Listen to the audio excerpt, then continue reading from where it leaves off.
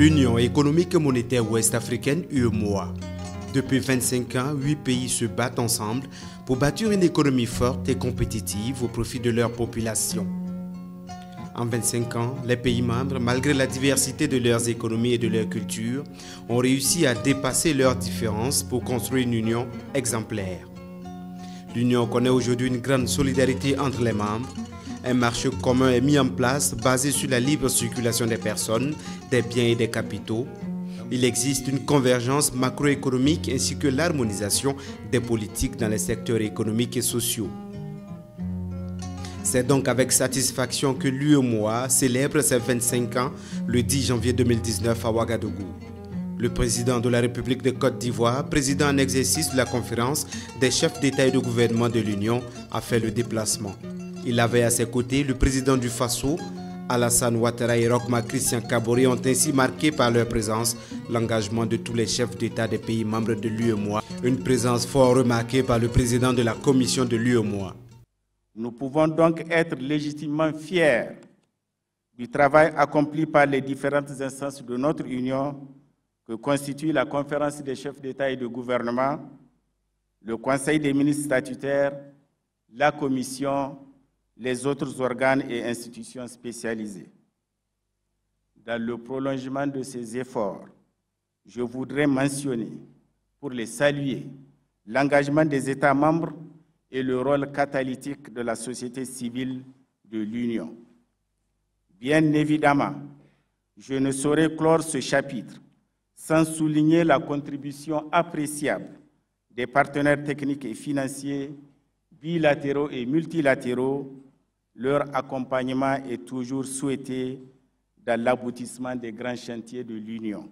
Évoluant dans un contexte marqué par des mutations profondes et rapides et l'existence de défis multiples et complexes, l'UEMOA doit, 25 ans après sa création, faire preuve d'une réelle capacité d'adaptation pour préserver et consolider ses nombreux acquis. L'histoire commence le 10 janvier 1994 à Dakar au Sénégal. Et face à la dévaluation du franc CFA, la monnaie commune de l'espace, les pères fondateurs pensent à un avenir commun. L'union qui voit ainsi le jour devra permettre aux États membres de se donner la main face à l'adversité. Le ministre d'État béninois Abdoulaye Bio Tchané revient sur l'histoire de l'Union. Nous célébrons aujourd'hui le 10 janvier comme année de l'Union parce que le traité porte cette date. Mais quelques-uns ici se rappellent que la signature effective du traité a eu lieu le 11 janvier 1994. En créant l'Union économique et monétaire ouest-africaine le 10 janvier 1994, les pères fondateurs ont posé un acte de foi, celui d'unir les efforts de leurs pays respectifs, liés déjà par une solidarité monétaire. Voilà donc pourquoi, de manière symbolique, le traité devait être signé le jour même de la dévaluation du franc CFA en 1994. 25 ans après, le chemin parcouru est louable à tous égards. Aujourd'hui, ce sont 25 ans de progrès vers l'intégration régionale. À l'heure du bilan, de nombreux chantiers ont été réalisés au profit des populations. Au plan institutionnel, tous les mécanismes prévus par le traité fondateur sont en place et fonctionnent régulièrement. Ainsi, la Commission se réunit et rend compte de l'avancée du processus à la conférence des chefs d'État.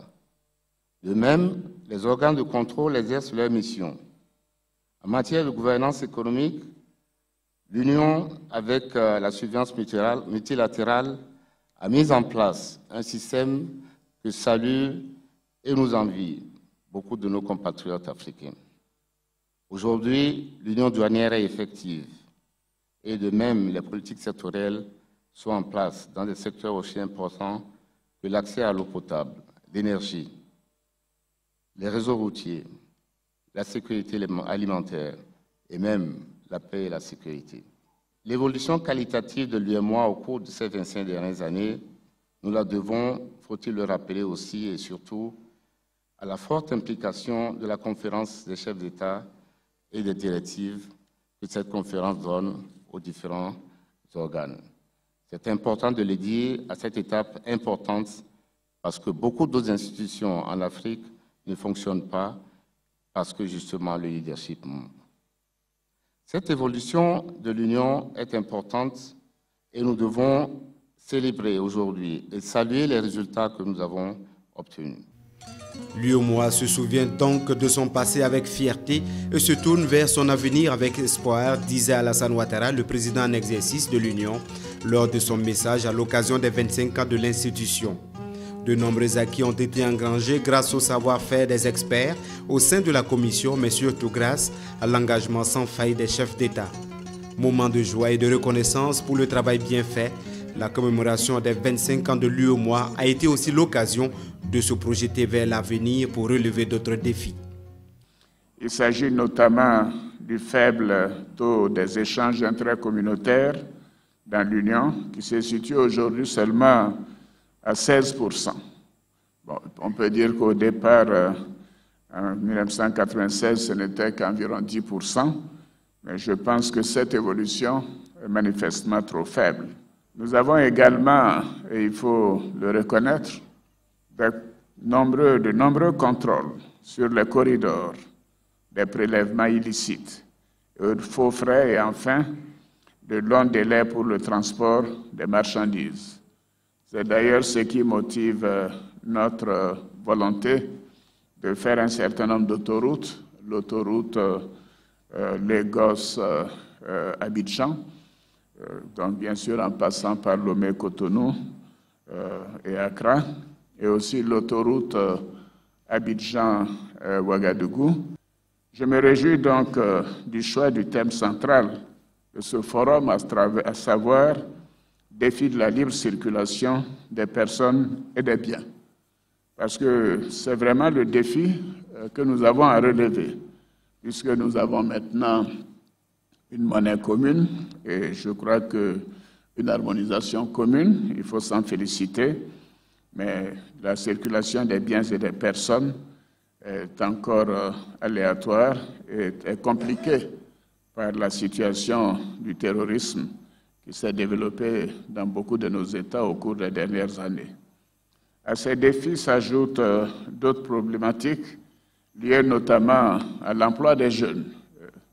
Le président de la Commission en a parlé tout à l'heure, ainsi que le président Biotchané, à la migration, au dérèglement climatique, à la sécurité, comme je l'indiquais, et à un environnement international de plus en plus incertain. Comme le dit ce dicton, seul on peut aller vite, mais ensemble on va plus loin. Les chefs d'État en sont convaincus et le président ivoirien ne manque pas de relever avec force et conviction l'engagement des chefs d'État. Je suis très engagé dans cette intégration. Et la solidité de notre union et notre détermination à œuvrer pour son renforcement ne doit faire l'objet d'aucun doute.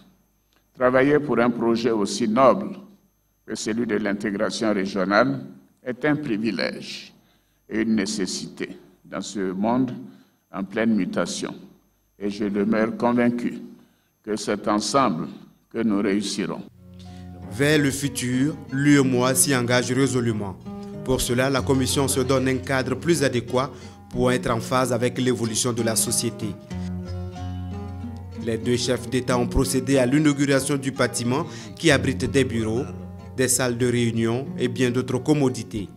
Une opportunité de plus pour le président Alassane Ouattara de revenir sur l'intérêt pour les États de pousser plus loin l'intégration.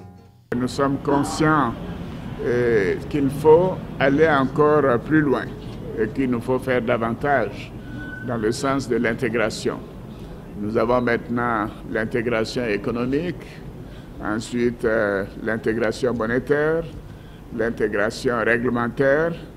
Et je pense que ceux qui doivent poursuivre cette œuvre doivent même penser, à mon sens, à l'intégration politique pour que nous ayons une véritable union à l'image de l'Union européenne et que nous allions plus loin. Parce que, voyez-vous, nos États sont des États peu peuplés. Le Burkina et la Côte d'Ivoire, qui sont parmi les États les plus peuplés, ont respectivement 20 millions et 25 millions. Mais cela n'est pas assez. Donc, il nous faut avoir un espace plus vaste, plus important, plus peuplé, ne serait-ce que pour des raisons économiques. Et au-delà des questions économiques, En réalité, ce sont les mêmes ethnies. La colonisation a divisé les espaces, a créé des États où il n'y a pas de cohérence. Et la seule cohérence pour nous, c'est d'obtenir à moyen et long terme une coopération politique, une intégration politique pour que tous les peuples de l'Afrique de l'Ouest puissent se retrouver et être ensemble en attendant que le continent, bien sûr, renforce son intégration par tous les mécanismes qui sont en cours. L'Union économique et monétaire ouest-africaine est un espace qui compte 109 millions d'habitants. Les pays partagent une monnaie commune, le franc CFA, avec une croissance soutenue de 6,7%. L'Union, faut-il le reconnaître, est le regroupement des États le plus dynamique de l'Afrique.